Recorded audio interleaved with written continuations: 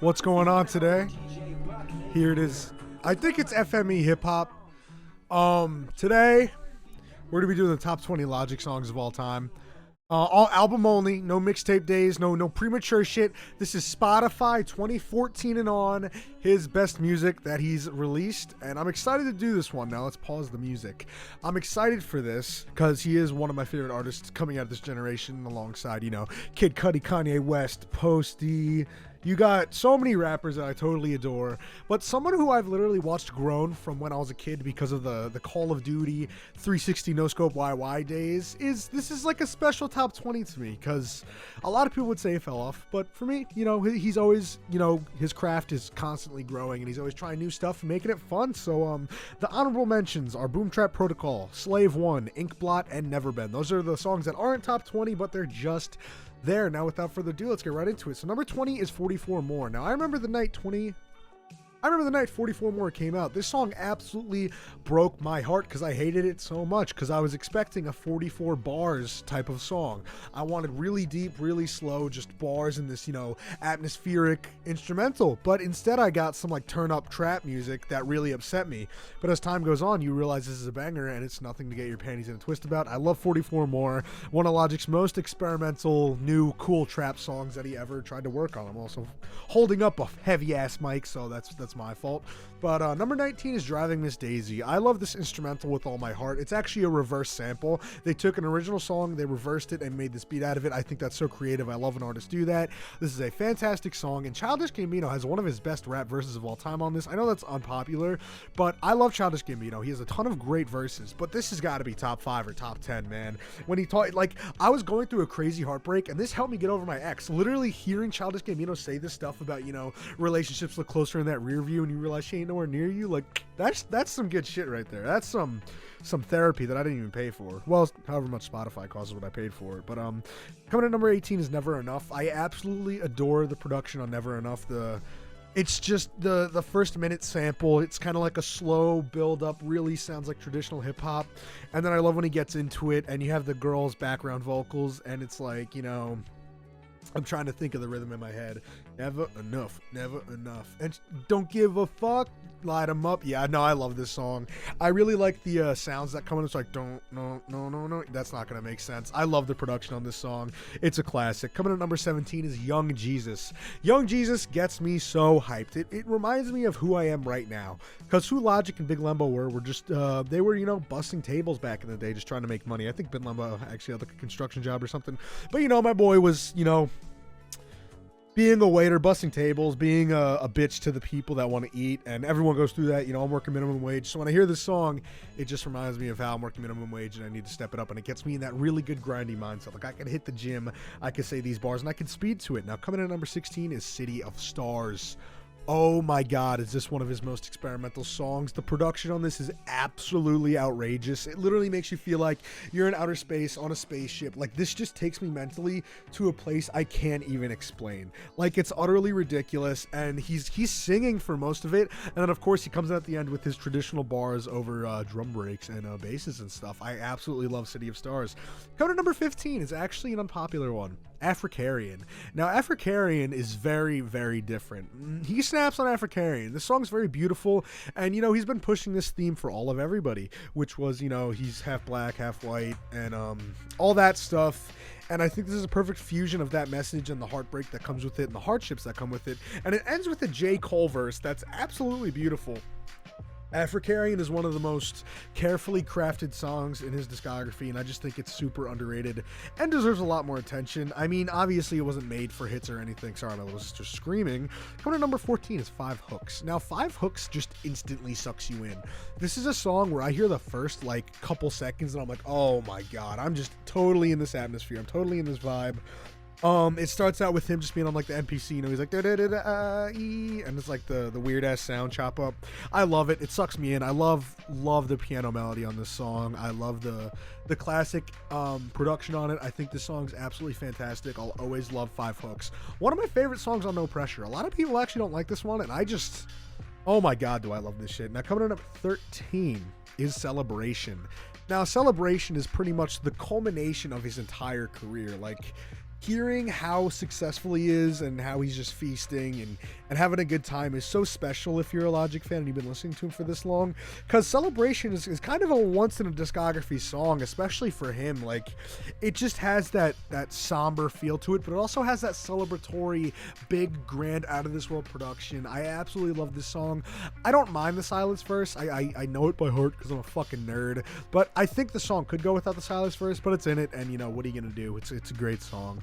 Now, coming to number 12 is Black Spider-Man. Oh my god, I remember the night this came out. I was playing CSGO with the boys, and I was like, oh shit, new Logic song, and it came out with the music video. So the first time I heard the song, I watched the music video, and like, tear to my fucking eye, bro. Like, this is beautiful.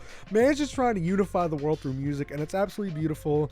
The piano in the song is great. The little sound effects, where it's like cha-ching, and like all the good sounding stuff. It's all very heartwarming in there, and I love how he brings the choir in for the song. And Damian Lamar Hudson absolutely rips it at the end of this song. Oh my god, is that just beautiful. Man has a beautiful voice. It's silky, it's smooth, it's buttery, it's fantastic. Now, coming in at number 11 is Intermission. Now, Intermission is like one of the best vibes of all time. Like, if I were to get really stoned and fly across space, I would probably listen to Intermission. Now, the concept I like to grasp of The Incredible True Story is that Logic went on this spaceship and flew to paradise.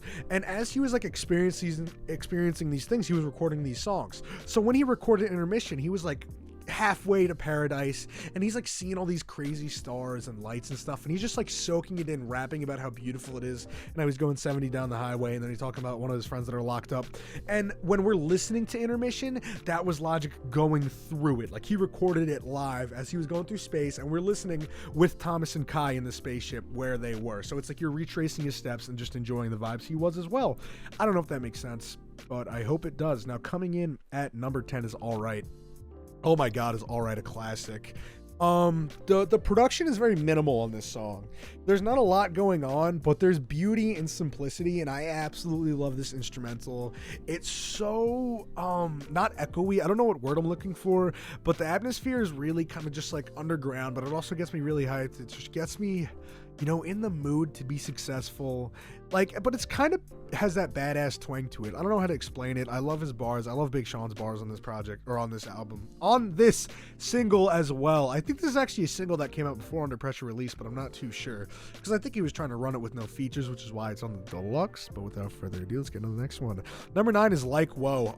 This the flute, the whistle, whatever it is, absolutely beautiful. You know, this song literally just sounds like you're robbing like $1 million fucking mansion. Like, you're pulling up, you're stealing this fine ass jewelry and all this clean stuff. He's even explained it like this before, but this song just makes you feel like you're a millionaire and that you're flying above the fucking clouds, and you're on your way to your fucking private island counting your cash, or you just hit like a badass James Bond type robbery. Either way, this song fucking works. Like Woah is one of the best songs in his discography, and it's not close. Now, coming to number 8 is Fade Away. Now, Fade Away is one of the first songs I ever heard from this man, and like, man, Fade Away just gets me feeling it, dude. It's sad because it's the realization, like, you know, one day we're all gonna fade away and die, but what comes with that is like really good vibes and a good reason to grind, because he's like, I want people to know my name before I fade away, and I feel like essentially that's what everyone wants to feel like. So I think it's a really good way to put it to sound. Like, it's really inspirational. He actually took A Christmas Carol and sampled it, which is really impressive, and the production on the song is all Logic. This is the only song on The Incredible True Story that I don't think was touched by Six or another producer. I mean, Bobby Campbell probably mixed it, and he probably had help mixing it, but when it comes to the production elements and what sounds he picked, this was all Logic, and that's really, really impressive. Now, coming in at number 7 is Gang Related. Oh, Gang Related is another fucking Call of Duty trick shot and classic. No, dude, like, I don't know how to explain the sounds of Gang Related. Like, this is one of those songs you hear and you're like, how did he pick to put sounds in this order in this music production software to make it sound this good? Like, this totally absorbs you into like the gang street life. I know I'm white and I look like a fucking idiot talking about this, but you know what I'm saying? Like, this sound just perfectly culminates what it is. And he tells the story from his brother's perspective about himself. So he has Logic's older brother rapping about Logic and then talking about the dad and stuff, and then the verse at the end is one of his most iconic verses ever. It's one of his fastest verses. Like, if you're a Logic fan, you know the ending of Gang Related is just like a cult classic. Now, coming in at number 5 is Number 6 is Under Pressure. Now this song is absolutely fantastic. It starts out and he's just hungry. He's talking about like, I only give you the dial tone, I'm counting money, I get bitches. Well, not really, but you know, he's just talking about the success and like, I made it and fuck you guys. Only thing you give me is a dial tone. And then you hear, you know, the sister talk and you hear the dad talk and you hear the brother talk. And then finally Logic decides to answer the voicemails, and it's so emotional because pretty much what he's saying is like, you guys didn't give me shit. You guys abused me, gave me a shitty ass childhood, and I came up on my own, and now that I'm up on my own, you want shit from me. You want money. You want me to reach out to you. And it's just so beautiful in a way because the way he talks to his family with his responding voicemail is actually really beautiful. Like he's very empathetic and he's still very human about it, but the way this is constructed, and we get the drums from Sing About Me from Kendrick, it's all beautiful. Great samples, great vibes. Under Pressure is one of his most thematically deep songs. Now number 5 is Bounce.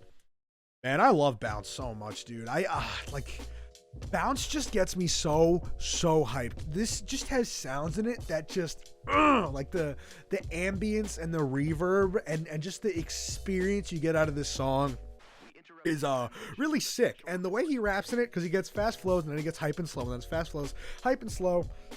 The construction of this song is absolutely beautiful, and it works. Now coming in at number 4 is Soul Food.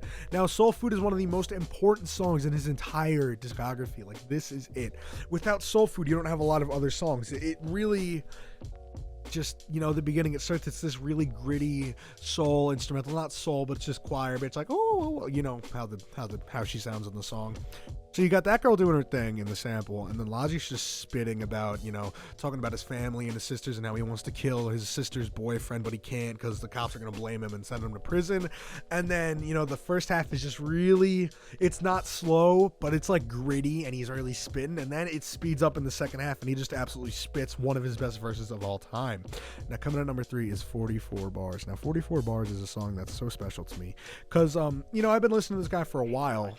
And I see, the first time I really heard about him was when The Incredible True Story came out. Like, I was listening to the Welcome to Forever songs and Under Pressure songs and like Call of Duty montages and shit, but I didn't really dive into his discography until The Incredible True Story came out. Because like, I've heard of him, but someone in gym class was like, yo, you're The Incredible True Story, new Logic album. I'm like, no, I'll dive into it. Then I dove into it, got addicted, and I dove into Under Pressure, and then Welcome to Forever, and I was like, just mesmerized. I was like, wow, this is just incredible.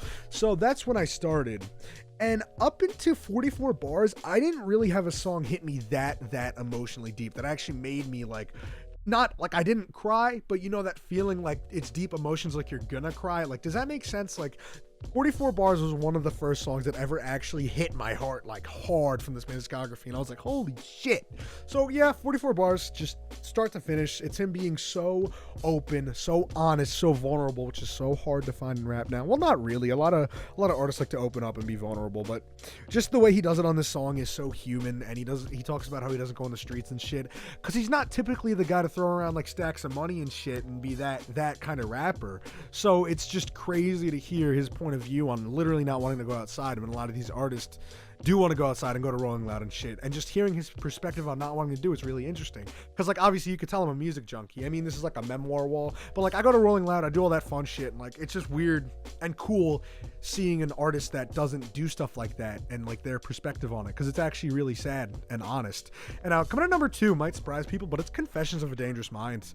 Oh my god, is this song fucking crazy. I love how I don't know if it's the hi-hats or the drums, but it's like like it's the main thing. It kind of sounds like an old Sega Genesis sound, and it just like the vintage of that really stuck with me. And the honest lyrics here, this is pretty much 44 Bars with a little bit of spice. It's a better production, and it's really like suicidal almost, and it's again him being honest and open, and the beat's great. And yeah, Confessions of a Dangerous Mind is number 2 for me. Now coming to number 1 is The Incredible True Story. This is like a life-changing song for me. Like, first time I heard it, I was like, oh, these drums are hitting. Like, this isn't a stereotypical hip-hop rap song like he's been doing on the whole album almost. Like, literally all you hear is like raw drums and these like triumphant horns, and like there's just this otherworldly grand production. Like, We're on Our Way to Paradise, but I love the dude just going on and there's like bam bam bam bam bam. Like, this song just hits, and it has that Orson Welles or Alan Watts, I don't know who it is. I did know who it is, but I'm getting them confused. One of those old ass really wise philosopher dudes spits some real shit on this song that kind of makes you wake up and realize, like, I don't want to do shit to make money. I want to do it because I enjoy it. Like, it wakes you up in a way. And yeah, the song's just beautiful. I hope you guys enjoyed today's video. I hope you guys enjoyed this style of videos. I really changed it up with having the lights and a real camera sit down talk. If you guys enjoyed, leave a like, drop a comment, subscribe. Let me know if I should post some more hip-hop content. You know, I want to do other stuff than just Logic, but I feel like I'm only going to pull views with Logic, and he's one of my favorites, if not my favorite, so that's totally fine. But I love you guys. I'll see you next one. Peace.